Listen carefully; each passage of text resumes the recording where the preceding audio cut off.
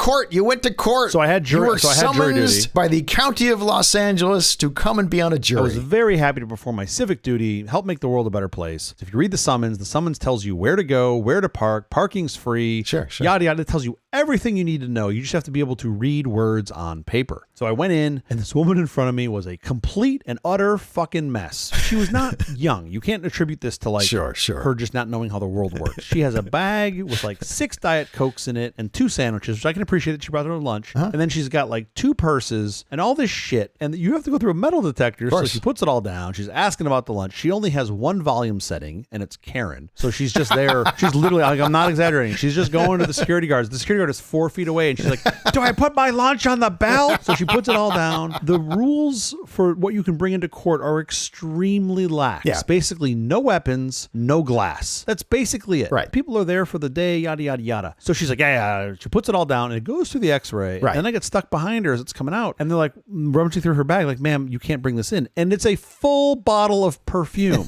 because it was glass. It was like this big glass bottle that had to be like, I don't know, 6 ounces of perfume. Right. How fucking long are you planning on being here? Why did you bring 6 ounces of perfume? I'm already in a jury room. The last thing I want, like, I'm going to have my perfume, my ears assaulted by what they're saying. But like, I don't need my sense of smell assaulted because you're misting yourself with whatever this, Walmart perfume. Quiet, please. And I got to explain that to my wife, and she'd be like, hey, you're at jury duty? I'm like, yeah, the Spearmint Rhino. I was just hanging out at jury duty. 4, 3, 2.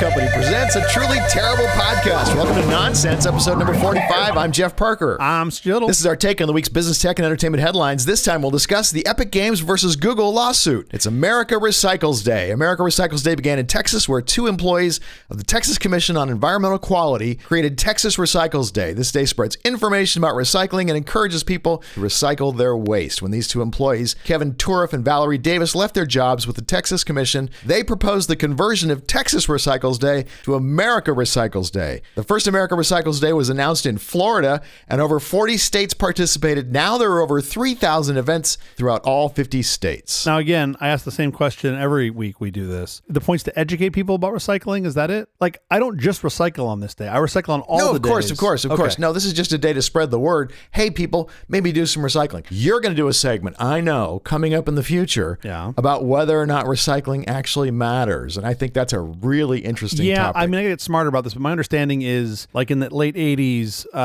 the oil companies were like, wow, we got a really bad image making this shit that goes into the earth and never goes away. We should create this thing called recycling, and they funded it for a couple of years and then stopped. It's one of those ideas like clean coal. It's a myth. There is no such thing. Clean coal? Yeah. Like clear coal? What if they had like they got the guys that did the clear Pepsi Crystal clear. Pepsi, Crystal Coal.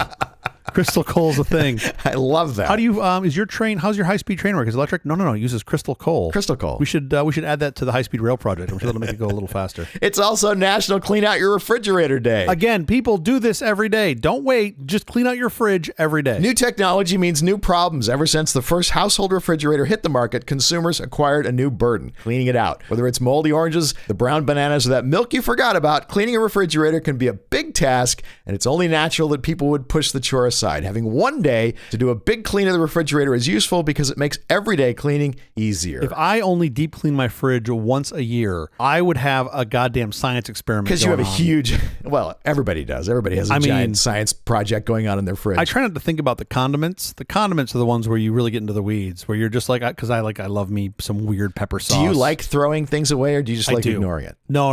I love throwing things away. I just did this yesterday, not knowing that it was National Clean Out Your Refrigerator Day today. So clearly I'm an overachiever, and I had like some of this like lovely tzatziki that I bought from Costco. And when you buy these flyer items from Costco, you run a real risk because you get like 9 pounds of it. And I was like, I bought this in the summer. It needs to go away. Like, I'm not going to open it. Like, it's just, if it was around during a different climate, it's time to throw it away. For us, it's honey. For some reason, people like to give us jars of honey for gifts for some reason. What a weird kink that is. I have a friend who's a listener who has bees up north. When I lived in San Francisco, he'd always give me honey, and honeycomb was delicious. But here's the thing. It's always struck me as odd. Not that you drink tea, because I'm a big big tea drinker and I love tea. But the fact that you don't put sweetener in it. I don't need it. I love the taste of tea. The Great Depression is over. You can use the sweetener. You can use the sugar. We don't need to fight the Germans. It's okay. I don't want to camp out on tea because I want to ask you. You've been away on jury duty. Oh, yeah. And I want to hear all about it. How was it? Tell First me of all, everything. Can we talk about the amount of hate mail we got that we didn't do a show last week? Holy crap. Yeah, I know. That was crazy. We both got a bunch of hate mail. Like, what? No show? I'm like, fucking relax, people. I'm doing my civic duty. Yes, jury duty was fascinating, mainly because of the people. Yeah, of course. Because you're getting what I believe to be a reasonable crosscut of the community that you live in. There's some things that are fascinating about this in LA. So if you live more than, I think it's 20 miles from the court that you're picked for, I always assumed you're picked for the court nearest your home. That is not the case, right? They'll just pull you from wherever where you're needed. I wonder why not. I mean, I guess you just have a supply demand curve, right? If you've got more people living away from a court and they need you in the court, they're going to pull you in. If you live more than 20 miles away, you can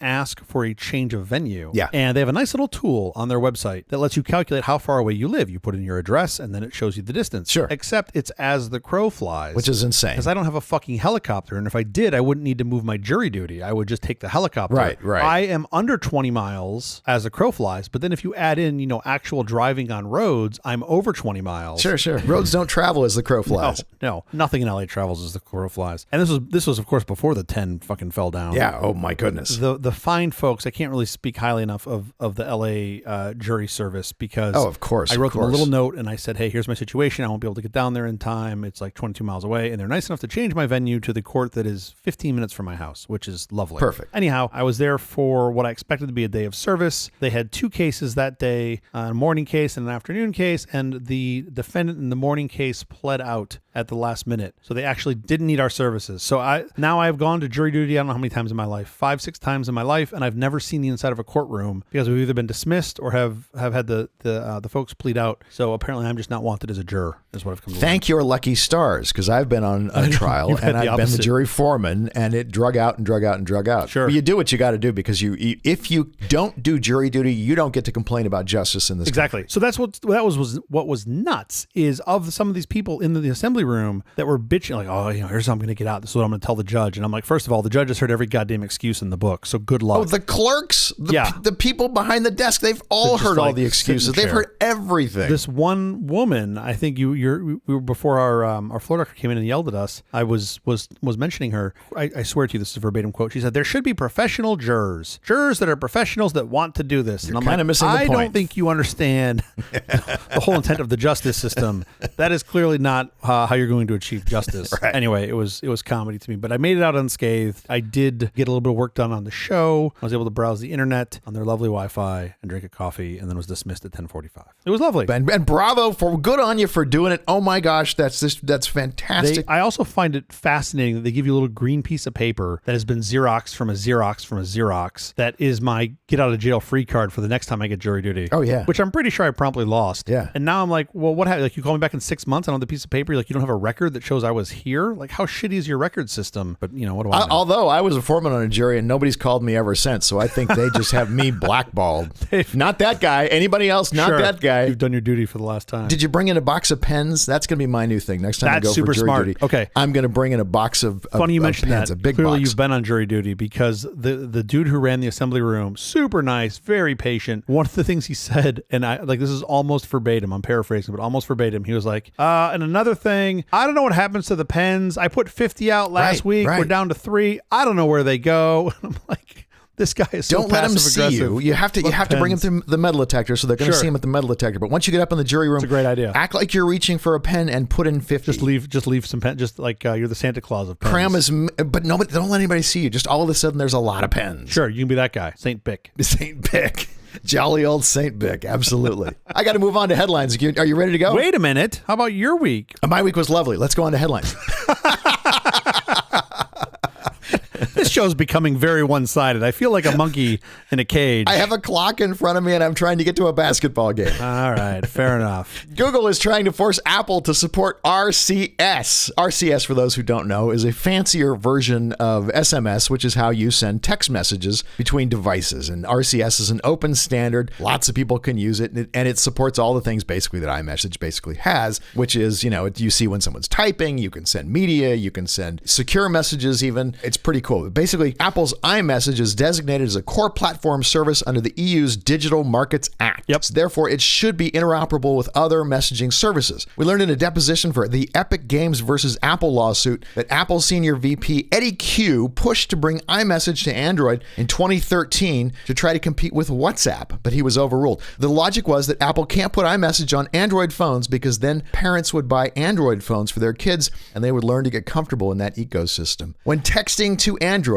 Apple defaults to SMS, sometimes with delays, which mostly works for text until you try to send movies or stills. That requires MMS, which Apple by default has turned off. You can turn it on, but most people might not know even what it is. You said which mostly works. I can tell you as an Apple user, that is debatable because since it's SMS, you can't sideband it over Wi-Fi. You have to be connected to your carrier. That's how SMS works. Exactly. Yeah. If Google does get its way, Apple could limit the breadth of the EU's ruling by limiting the RCS support in iMessage to the 27 EU member countries. Now, here's a question. You think this is a good idea or not? Should Apple be forced to support RCS? I mean, on its surface, you go, yeah, of course, SMS is terrible and ancient. You want to move to RCS. So on its surface, you go, well, yeah, absolutely. But then I think, and my hunch is here, you and I are in the same boat on this. I kind of say no because I don't want to support RCS. I don't really want to support iMessage. I would prefer for us all to get to a better platform like Signal, where that is cross-platform, that is truly secure, strongly encrypted, no keys. That's really what I would want. So you could argue that by Apple not supporting RCS, it helps. It gives you an easier path. It slows down. Signal. Yes, correct. That would be lovely. But I also don't like getting people to come over to Signal has not been the easiest. If you're not privacy minded, if you're just like an average Joe, it's hard to get them off iMessage because it's so easy. You know, basically for me, there's no other way to reach me. So if you want to reach me, and I'm totally cool if you don't want to reach me, I'm great with that. That's half true. I can barely reach you via Signal.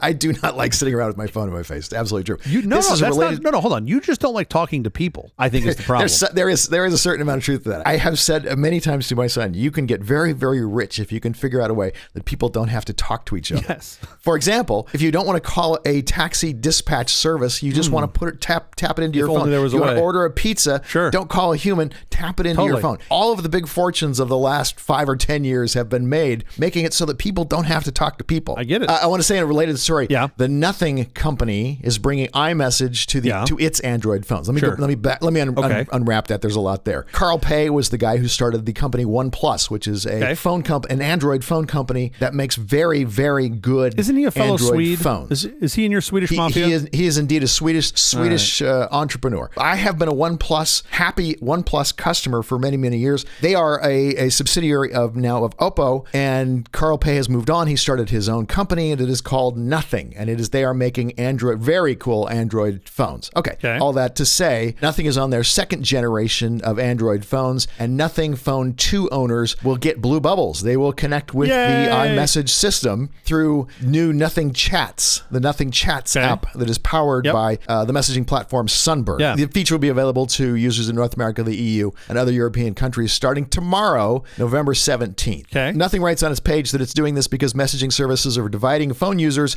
and it wants to break those barriers down. But doing so requires you to trust Sunbird. Nothing's FAQ says Sunbird's architecture provides a system to deliver a message from one user to another without ever storing it at any point on its journey, and that its messages aren't stored on its servers. The interesting thing there is the bridge services basically literally work by signing onto some Mac Mini in a server farm somewhere, and the Mac Mini will then do all of the routing for you to make this happen, which is kind of interesting. Again, it's kind of crazy. Interesting that they're doing that. Huge fan of Nothing. They make incredible phones. I don't love this. Yeah, sure. You know, it's interesting, by the way, you started this conversation talking about RCS and moving SMS to RCS, right? Which is, and then how Nothing is sort of filling the gap. Two things I want to point out. When you say RCS every time, it means something else to me. When you first say RCS, the first thing I hear, or my brain first boots, is to version control. Yes.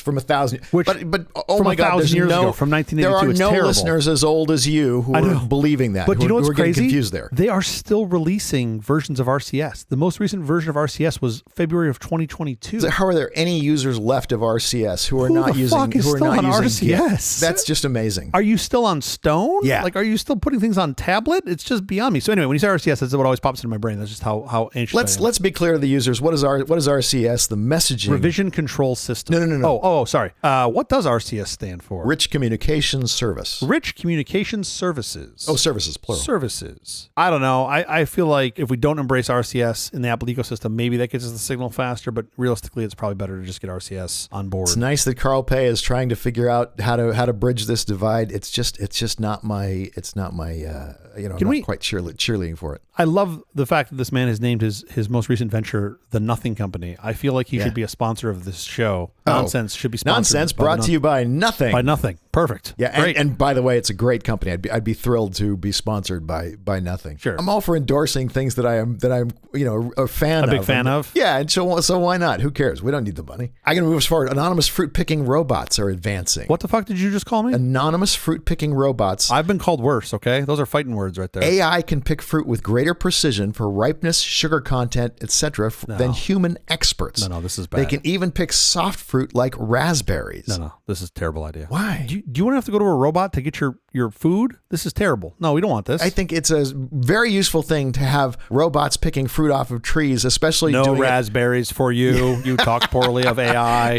No raspberries for you. It's not the soup Nazi. Oh my God. The robots are being used amid shortages of seasonal workers across Europe. The UK government said in December that it would issue 30,000 6-month work visas this year for the entire horticulture industry, including flowers, the same number as 2021. But the trade body British Summer Fruits wants an additional 10,000. Fieldworks Robotics, a spin-out company from the University of Plymouth, is aiming to have their raspberry picking robot harvesting 25,000 raspberries a day compared to 15,000 for a human working an 8-hour shift. By the way, a human picking 15,000 raspberries a day, that alone is kind of mind-blowing. It is totally mind-blowing. The fact that you can almost double it with a machine is mind-blowing too. But wow, that human's really focused. Is it like the Great Ganesh? Do they have like 10 arms? How do you pick 15,000 robots? Well, yeah, your machine literally can have as many arms as you want. No, I meant the humans. Yeah, right. You figure that's 1,500 raspberries an hour if you're doing a 10-hour day. That's a lot of fucking raspberries, right? Oh, it's an 8-hour day. For the humans, they say it's an 8-hour day. The robot doing the picking is not going to have any constraints for hours. There's no laws for how many hours a day a robot can work. Yet. Wait till their lobby gets up there. Let me tell you, that robot lobby, no one's going to want to fuck with them. What percentage of food production have we automated? I feel like damn near all of it. So this is just the natural. We're getting better. We're getting better. It used to be, what was it, 90% of the people at the turn of the century? Yeah. Turn of the last century. Yeah, sure. Yeah, had to work on the farms. And now it's like 1%, 2%. But can we also talk about how just in general, I feel like everything the British name, they just do a better job than us, right? There's Arm Holdings, which is still the best name ever. Fieldwork Robotics is perfect. British Summer Fruits? Yes. Like does what it says on the tin, right? They don't have some weird ass PR name that's just British Summer Fruits. I know exactly what they do. There's no confusion. And also, doesn't it sound lovely? Wouldn't you love to buy something from the British BSF? Summer Fruits? I would happily buy something from the BSF. I mean, it's probably just delicious. And now finding out that the robots can pick things and make sure they have higher sugar content and that they're perfectly ripe and all the things are exactly right. I mean, that their quality has got to be going up. Can we get this on the label? I'd like to know on the label, like, if it's organic or not. I'd like to know if it was picked by a robot or not. Why would you want to know that? Isn't it just better for humans? Would you prefer it? I think so. If it's picked by a human? I mean, I want to see the output. Or would you prefer it if it's picked by a robot? Well, first of all, I do think you'll have the $3 a pound blueberries, and you'll have the $8 a pound blueberries, and those will be the ones picked by a human. It's like people that still buy handmade cars. What the fuck are you thinking? That's a terrible idea. You want a machine to do it. It does a much better job. You and I talked about this story. It happened in Spain. The Cloth Off app. Oh, yeah. We talked about it here on the show. It's come to the U.S. Turns out I'm a platinum user on that app now. Good for you. Yeah, so the new high score. Parents of girls at a New Jersey high school said their daughters were humiliated after they learned fake pornographic images of themselves generated with the use of artificial intelligence were circulating among classmates. I'm surprised it took that long to get here. Female students at Westfield High, New Jersey, learned about the images after observing sophomore boys whispering and acting weird on October 16th, the Wall Street Journal reported. I don't know. It kind of seems to me like sophomore boys always act weird. I was going to say, what were they? A different level of weird? Differentiating this moment? We're going to pump them full of caffeine and hormones and see what happens. They have no frontal cortex. They're going to always act weird. A few days later, one boy confessed to some of the girls that at least one of the students had used real photos found on social media to generate fake nude images of female classmates through an AI website. The student then reportedly shared those images with other male students in a group text. The girls reported the incident to Westfield High administration, and the school investigated the issue. I'm not crazy about the idea of fake nudes of kids being passed around, but here's what I know. You're not putting this genie back in the bottle. There's no chance. Back up one second. Yes, if I, as an adult, make an AI nude of one of these underage females, I'm guilty of child pornography. Yeah, I don't know if you have to be an adult. I think anybody that does that, you're guilty of child pornography, but yes. Is somebody who's under the age, who is of minor age, that's child pornography too? So. At that point, it's their peers. If I'm under 18 and I have sex with somebody who's also under 18, that's legit. Yeah. It's when we bridge that divide that we have a problem. I would suspect that's an age of consent issue, but I still think distribution of images of someone that's underage is child pornography in any form. It doesn't matter what age you are when you did it. I'm no legal scholar, but I am on a couple state lists. Fantastic. You're going to become a legal scholar fast. That makes me an expert. On the other end, no. So look, I'm not crazy about. You were saying the genie's not going to be put back in the bottle. You can't shove this genie back in the bottle. So you're going to live with AI images. And to me, there are two paths to this that make the most sense and are the most efficient. One is to just get comfortable with our bodies. We're all every single one of us is nude underneath it all. Big fucking deal. Stop freaking out. Like, we still have this Quaker mindset where, like, we're not wearing burqas, but I feel like we're not far from it. You're like, oh, I can't show any skin. Like, but just fucking get over it. Right? Like, also, the body you're seeing is not that person's body. Exactly. You're going to have to get really used to photographs that look perfect just knowing that's not necessarily real. That's one path. The other path, and this is the one I'm going down, is if you want to, like, if the bully is making fun of you for whatever your shortcoming is. Like, for example, let's use a hypothetical. My last name is Little. Yeah. It could be easy to presume that perhaps maybe I've been made fun of in the past. And if you saw me in the shower, it'd make a lot more sense. But that's not here or there. Okay. So what you do is you get in front of it, right? You just make those jokes about yourself before the bully can make those jokes about you, and you've disarmed the bomb. I'm suggesting doing the same thing here. Yeah, I was wondering how that applies. Just do what I do. Dump all your nudes on the internet. But if you're 16 years old, you can't dump your nudes on the internet. Well, okay, for 18 and plus, just dump all your nudes on the internet. That's a problem. Yes, but we're talking about high school girls here. Man, that joke just hit the floor, didn't it? So sorry. Hit the fucking floor. Dump all your nudes, and then I get serious man on the other side being like, well, they're underage. How would they upload them? Where would they store them? Would it be on an FTP server? Jesus fucking Christ, Jeff, come on. It's a joke, man. Don't dump all your nudes. I'm so sorry. I think we're not going to go back and do the laugh track. I do think just get comfortable with your nakedness. Like, really, it's not that big of a fucking deal. I'm not saying go to a nude beach, but like, somebody made a fake image of you that's naked. That's not you. Yeah. Okay. Big fucking deal. Like, you're not putting this genie back in the bottle. It's not going to happen. Yeah, theoretically, those boys could have photoshopped the heads of girls onto naked bodies. That's true. 100 but years is that ago, also illegal? Because then, I mean, by the way, if the body is of someone who is of age, connected to a head of somebody who's not of age, great question. Are we now looking at child pornography? I don't know the answer to that. I think the view is it's sort of like if it appears to be, yeah. Like if you're trying to make it look like it's underage, right? You're talking about Photoshop, right? By the way, when we signed up to do this show, I didn't realize I needed so much legal information. Sure. I didn't know I signed up. I thought I'm paying like community service forward. Yeah, exactly. You're right. 10 years ago, high school kids could have done this with Photoshop, right? Easily. Could have been a thing. Would have required a little more effort. It's the same thing then. It's the same thing it was when you were in high school, right? They could have just painted it in oil on canvas. Da Vinci could have just put together a nude on canvas. No, nothing. Man, today is not a laughter day, is it? Oil on canvas, hard time, make his own paints, charcoal. No, well, no. We didn't have oil paints back then. There's a cave drawing. I love the idea that we lived in the future, but Iceland is shaking. Iceland is on high alert for volcanic eruption, with a state of emergency declared and almost 4,000 residents evacuated from their homes. Yeah. There is considerable risk of an eruption on or just off the Ridgings Peninsula, about 30 miles from the capital of Reykjavik, according to the Icelandic Meteorological Office. The region has been shaken by hundreds of small earthquakes every day for more than 2 weeks. Scientists have been monitoring a buildup of magma some 3 miles underground. I'm no geologist, but what I do know is if this city's a rockin', don't come a knockin'. And that seems like... No, actually, you want to know, this is interesting. At this stage, it's now possible to determine exactly whether where the magma might reach the surface. The interesting thing is, it goes quiet before it blows up. Oh, I'm the same way. Exactly.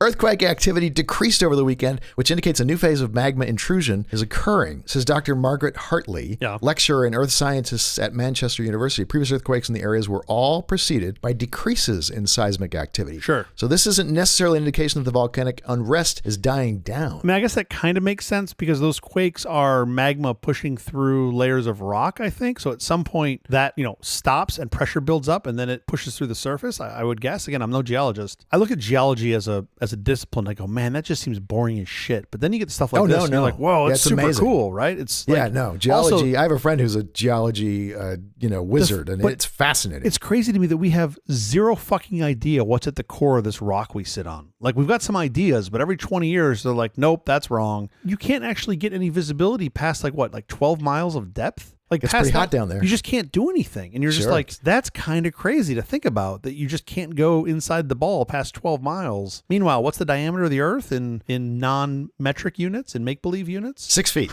plus or minus. No, it's like 8,000 miles in diameter. We can't get 12 miles down or something like that, right? Which is like, what is that? Yeah. An eruption is not expected to cause the kind of ash cloud created by volcanic eruption back in 2010, which caused chaos to the global air travel industry. Volcanic eruptions are extremely bad for air travel. And by the way, we figured this out the hard way. Yeah, sure. When they just be like, oh, look, it's a cloud. We're going to fly through it. And they're like, how come our engines don't do work? that. Yeah, that's really bad.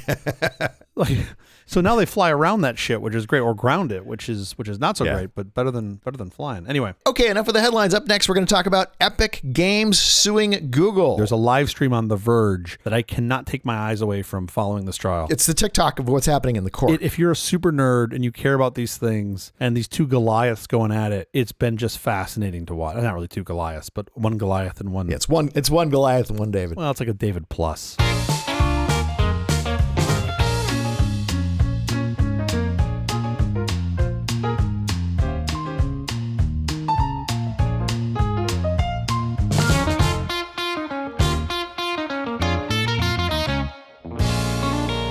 The Epic Games versus Google lawsuit finally began on Monday, November 6, 2023, at a federal court in San Francisco. This follows a very similar suit, Epic Games versus Apple. Epic is alleging that Apple and Google's mobile app stores are an illegal duopoly. Now, I've been trying to avoid saying anything to you and having a discussion with you about this ahead of time because I wanted to get our fresh takes right here, right now. But for some reason, we just can't stop sending things to each other. Full disclosure, listener, I literally sent Jeff, I was very excited to send Jeff excerpts from an email from Barry Diller relating to this case. Relating to the case. Yeah. Precisely. Yeah. Because it's a huge and important case. It is. It will have long-lasting effects on both ecosystems, depending upon how it comes down. And by the way, I don't think necessarily it's going to rule in Epic's favor. Sure. But I think it will cause, in the future, Epic to be able to change laws. Now, let me back up and catch everybody up on what's going on. Epic Games wanted to put Fortnite onto the iPhone. They wanted to put Fortnite onto Google. Android very much wanted to have Fortnite on there. It's meant an enormous amount of revenue because they take,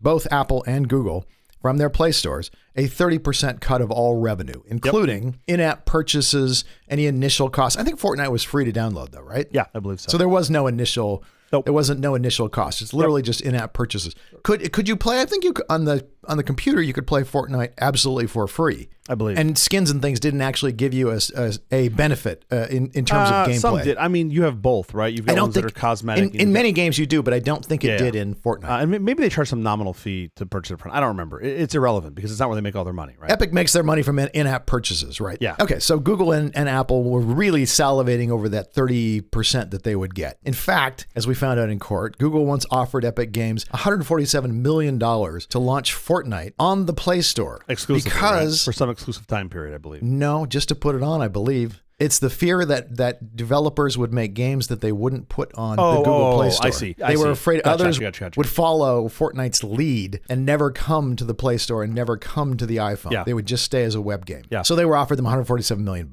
Google deemed it the contagion effect and estimated it could lose anywhere from $130 to $250 million without Fortnite, and maybe $3.6 billion if others followed suit. I do think I'm wrong, by the way, just looking at this. I think it did launch as an initial purchase cost when it launched in 17. On the iPhone and on Google? I think on all Android? platforms. I want to say on all platforms. You didn't pay anything for it on the PC? Maybe not the PC, but on the gaming consoles, I think you did. I'm a little bit surprised because I think the whole experiment was, let's make a free game and see if we can make up everything we need to make up financially for as in-app purchases. And even more interesting, as in-app purchases that don't affect gameplay. Yeah, exactly. Google has seemingly stayed behind the decision to pay the $147 million to Fortnite, but Epic Games is using this as additional fuel to its argument against Google's harmful practices. It's Google's second antitrust trial in 2 months. A separate DOJ antitrust trial is slated to kick off in Virginia early next year. That case is focused on Google's online advertising business and aims to force the company into some divestitures. Yeah. This Epic case will focus on how Google treats third-party mobile developers that use its Android mobile Play Store. Yeah. Both Apple and Google have been accused by developers of taking an unfair cut of revenue in-app payments and making communication with their customers very difficult. Which is the part of the story that I want to talk about, but I also do want to highlight that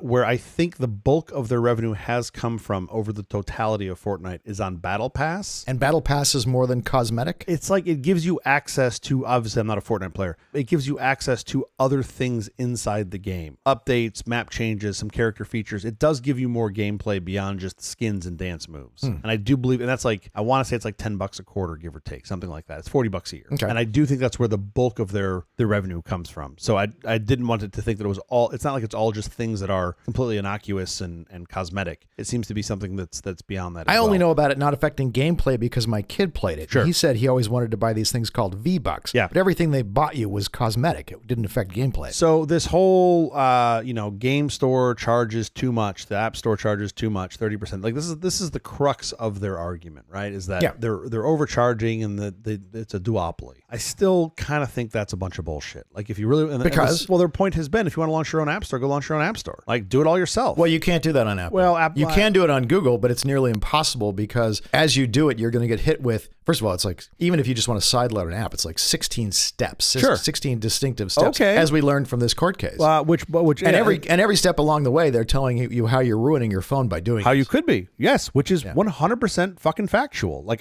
this is where I get wrapped around the axle. Let's set Apple aside for a second and just talk about Google in this Google case here. If you're loading shit that's outside of the App Store that Google has stamped and said this is okay and this will likely not ruin your device, there is risk involved. And first of all, none of it's going to ruin your hardware. You're not going to ruin hardware with software. You could. Nearly impossible. It's nearly possible. Impossible. There's an instruction called short out the battery, halt and catch fire. Of course is what it's called. So there's a slide. What Jeff is alluding to is there's a slide in this court case where they show the 16 steps that are necessary to sideload. Yeah. Now, okay, it's 16 steps, but the first 4 are downloading the thing.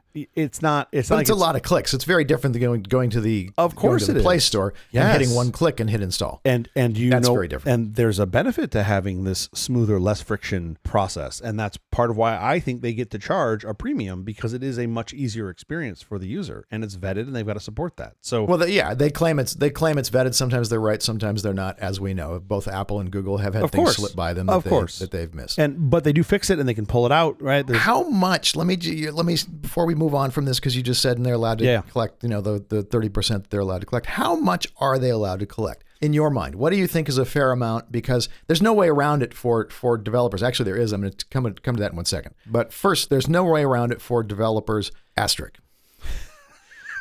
You just do an audio footnote? Yeah, I did. Okay. I did. How much? Is 30% the right amount? Is 12% the right amount? Is 50% too much? Tell me where the line is and how do we find the line? I think this is ultimately the crux of the conversation. I think the crux of the conversation is you're charging We're too 6 much. minutes in. Why not?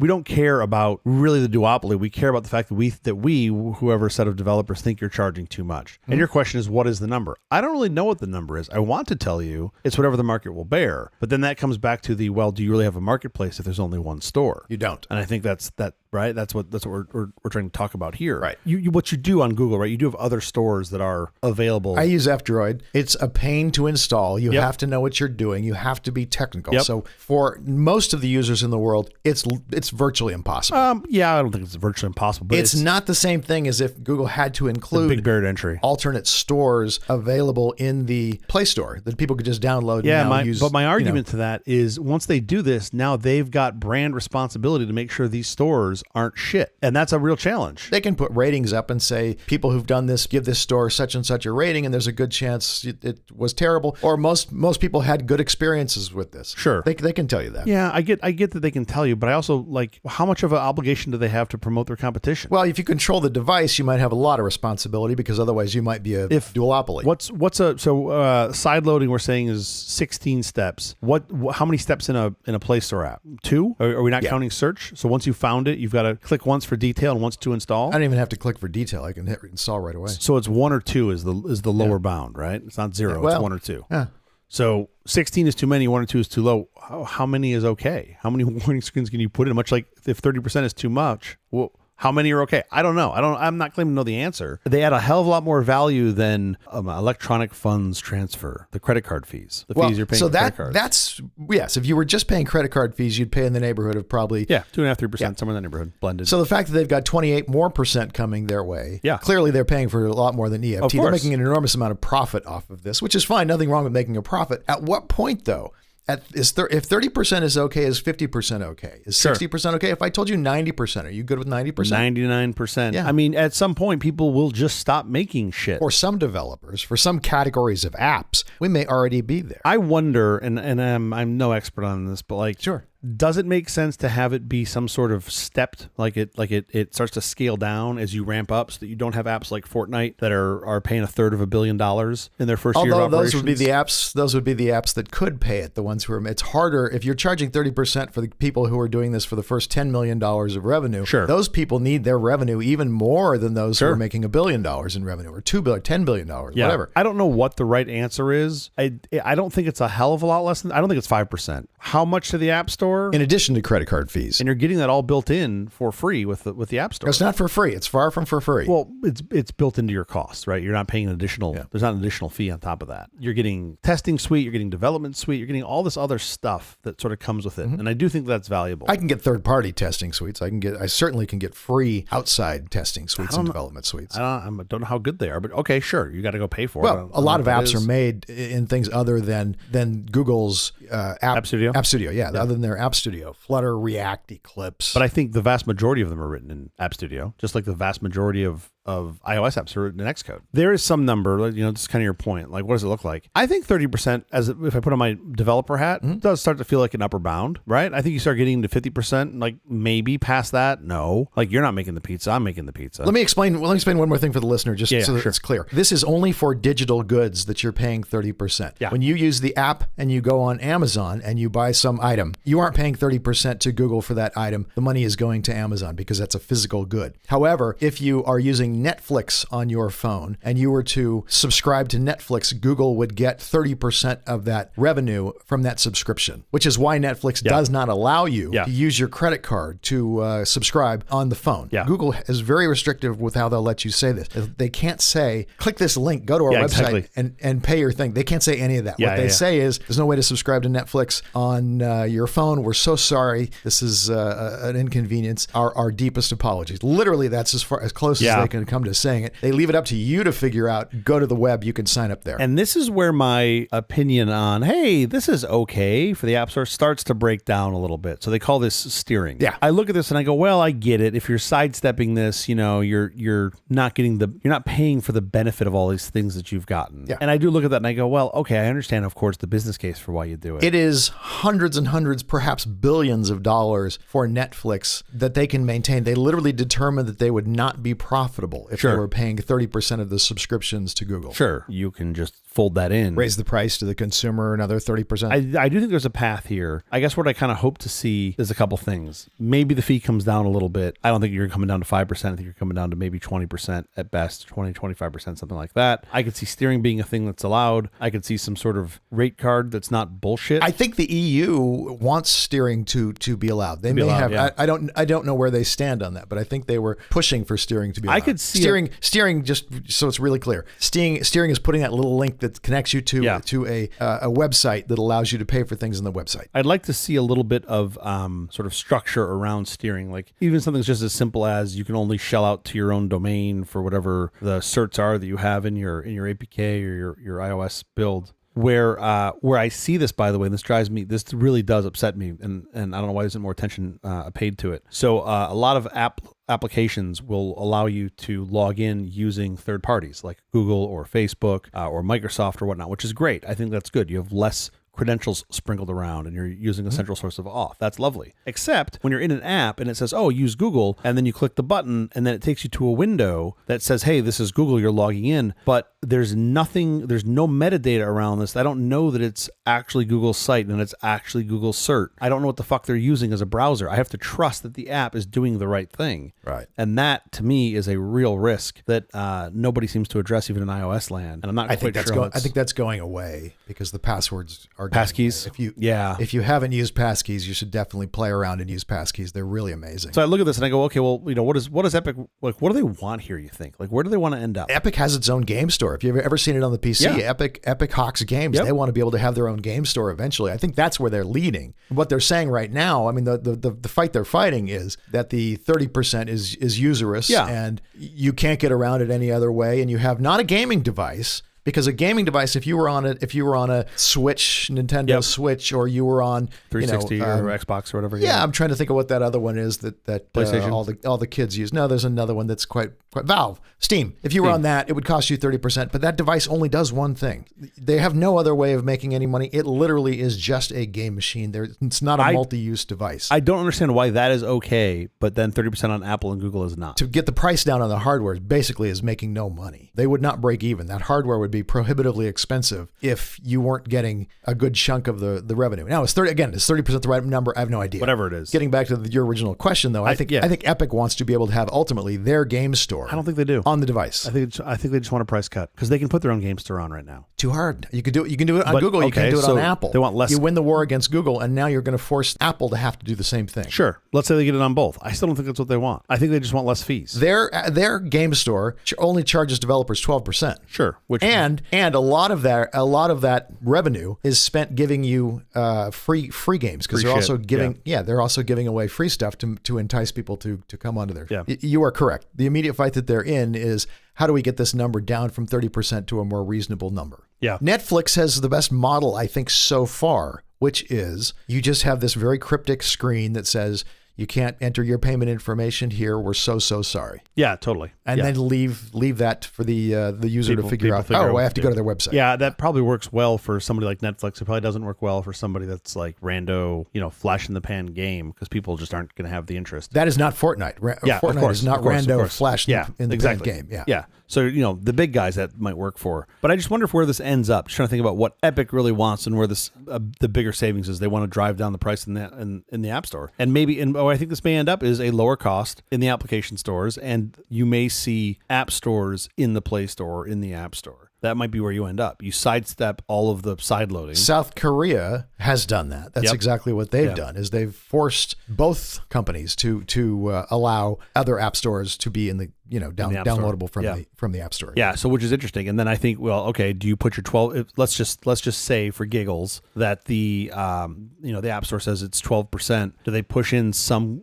cost for transactions that happen in other app stores? Probably not. Yeah, I don't think South Korea allows that. Yeah. This is interesting to me because you still get the benefit of all this tooling and all it's like you're paying your taxes for infrastructure, use infrastructure, and then being like, I don't want to pay these anymore. It's too expensive. I'm gonna move to Florida. $11 billion. You might be overpaying for tooling. Let's talk real quick because we're going to run out of time here. Let's talk about Barry Diller's letter. Oh yeah, isn't that great? It was revealed in court. Go ahead. You want to give the description of what Barry Diller you got wrote? it. No, it's like what was it, 2019, I think? Yeah. And Diller wrote this email to Barry Diller. For those of you who don't know, runs IAC, which has a lot of important internet properties. Yep. VRBO was the one that he was addressing directly. VRBO it's sort of like Airbnb. It's like Airbnb. And as he was saying, over the years, the number of people who visit the website, their VRBO website, has not changed. Yeah. Yet their costs have changed from, I forgot what the beginning was, $22 million. 5x or 10x. It was tiny, and it went up more than 10x. Yeah. So I get what they're saying on the surface. The services are saying, hey, we're still spending the same. But the number of people who went to the site didn't change. Yeah, which I get. I mean, to me, that just means acquisition costs have gotten higher. For the most part, I don't think those are artificially inflated. That is the market. The market is saying these are more valuable. I'm going to spend more money trying to get these leads. In this case, they were getting pushed down the search results page because of Google's own properties. Sure. That did the same thing. And this is where it gets really interesting to me because I look at that and I go, well, on its surface, it's pro-consumer. You're giving a better option to the consumer, right? If Google's pushing into this and saying, well, here's inventory, you're going direct. Why is Google's VRBO a better product? Because I'm outside of the ecosystem of just Expedia or VRBO. Like I'm getting the aggregate of all of them, which is what a search engine has always done. You should, but why should Google get to go first necessarily? Because it's their fucking search engine. Because their search engine. And if they know what you want, if they know better than anybody else what you want, and they give it to you, that's great. But they're not giving you necessarily what you want. They're giving you what they want to give you. They're giving you their information right up top. Yeah, but in most cases, at some point, if we're all using the Google search engine, it's a monopoly, and you can't do that. If we're all using AT&T for our long distance, if 90% of the long distance business is AT&T, if 90% of the oil business is Standard Oil, if American Tobacco Company dominates the cigarette business, yes, congratulations, you ran your business very well. You might have cheated. We don't know. There's other things that could factor in. I mean, you might have stifled competition, but maybe you just ran your business really well and you have 90% of the market. That's a monopoly, and we will break you up. You have been extremely good at running your business. We would now like to penalize you for being extremely good at running your business. But that's what always found happens. That's what happens when you cross over to that level of being the dominant of anything. You now have a different set of rules you have to play by because you control too much of the market, and we've done that forever. That's exactly what we've done when we bust trusts. That's exactly what we've done when we bust monopolies. But the entire point of the antitrust laws was to be pro-consumer. What's best for the consumer is almost. I can't think of a single time where what's best for the consumer isn't competition. I agree. And the minute you start to not have competition because someone is so dominant in the marketplace, now you're anti-consumer. I still think your competition needs to have, especially in the land of technology, some guardrails around it, some basic guardrails. I gotta interrupt us. I'm going to go on this, and maybe we'll come back to this another day. But we are completely out of time. Quickly before we split, have you seen or read anything good this week? I'm so sorry. I have to cut you off. That was a hard right turn. I know. I apologize. We're out of time. Thinking about the ghost of Sherman, and I just all antitrust, and now I got to switch gears into what I've seen. What was his first name? Oh, John Sherman. John Sherman. My good friend. Okay. It is crazy to me, though, that the Sherman Act is 130 years old. Like, right. That is kind of crazy. Crazy good, not crazy bad. Crazy good. It's held up. It's held up. Apparently it has, which is amazing. But also kind of gives me pause. Like, think about how different the landscape is today than it was 130 years ago. Like, maybe that thing should be revised. But the idea behind it, again, we're out of time. So let me just say, the idea behind it, I think, is still the correct idea. And there is a lot of case law that's based on it. So we do have some reference to how we've treated other things. Ma Bell just being one example. Have I seen or done anything good? Yes. As the pattern that I like to continue are things that I've seen that nobody else can. I don't know if that makes me just feel elite or I just don't actually do anything. I think the whole point of this is to try to recommend things that other people can do that you've done that's cool. Yeah, or that you liked. I mean, okay, so this would fit kind of in that. What you got? What you got? I don't get to do the fun things you get to do, like, watch TV shows. I know, because you have young children. I have two, well, you call them children, I call them parasites, life parasites. It's very similar. People tell me they're symbiotic. I don't know when that happens. Right now, they are just parasites. Anyhow, I went to one of my son's classmates' birthday parties, and it was a Taylor Swift theme party, which I'm sure there are many of. Sure. However, this one had a Taylor Swift impersonator, which was awesome. She was good? She was really good. Like, the kids loved her, and she would sort of, sing along. And they all know the songs. They all know the songs, right? And, like, the kids are dancing, having fun, and took pictures. When I took a selfie with her, I put the camera far enough away where, like, okay, it could be Taylor Swift. You could buy it? Yeah, I mean, I sent it to my friends, and everyone was like, she's in South America. We know this isn't true. And I was like, is there any possible way you can put the link to the picture in the show notes so that people can see it? I'm sure I could. I've never seen it. I'd love to see it. I don't have the picture of me with the impersonator. I just have the picture of me actually with Taylor Swift. Okay, well, whatever picture you want to put up, that's what I want to see. Some picture. You want me to post in there? I will post it on the nonsense Twitter feed for all to enjoy, also known as x.com, which I hate to use. Sure. How about you? Have you seen anything? Can you beat the Taylor Swift impersonator? I think I might be able to. The saint of second chances, Bill Veeck was a legendary Major League Baseball franchise owner and promoter, known for his over-the-top personality and show-stopping ballpark stunts. Giveaways, exploding scoreboards, and even luxury suites at stadiums were some of his inventions. What's an exploding scoreboard? Oh, like if you hit a home run, fireworks go off. Oh, like he was the guy to do that? All that stuff is stuff he invented. Oh, that's so cool. Yeah. At different times, he owned the White Sox, the Cleveland Guardians, which were then the Cleveland Indians, and the St. Louis Browns, which are now the Baltimore Orioles. Bill and his son Mike revolutionized modern baseball with outrageous marketing schemes. But one time, Mike went too far, leading to what's now known as Disco Demolition Night. The stunt ended in a violent riot and became one of the most disastrous promotions in MLB history. When Bill sold the White Sox in the early 1980s, Mike's career sputtered. He was blackballed from the MLB, fell into debt, and grew desperate to get back in everyone's good graces. This is the story of a guy who struggled to be a good son and accidentally became a great dad. It's an absolutely incredible story on Netflix now. Which you cannot buy in the App Store. Which you cannot buy in the App Store. Just to tie it back to the episode, this sounds super cool. I also love the idea of the origin stories for all this crazy shit we take for granted now in sporting events, right? Luxury suites. Like luxury that's suites. Just crazy. Yeah. It's hard to imagine going to games. Like, of course I can remember it because I'm not that old.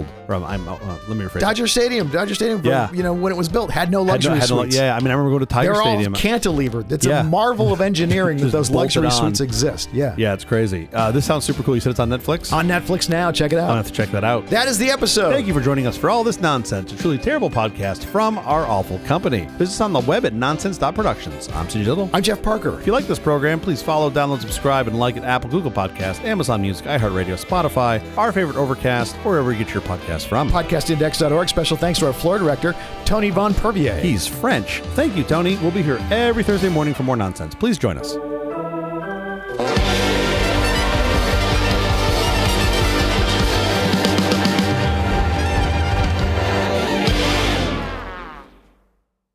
Is Tony actually French? Nope, he's Argentinian.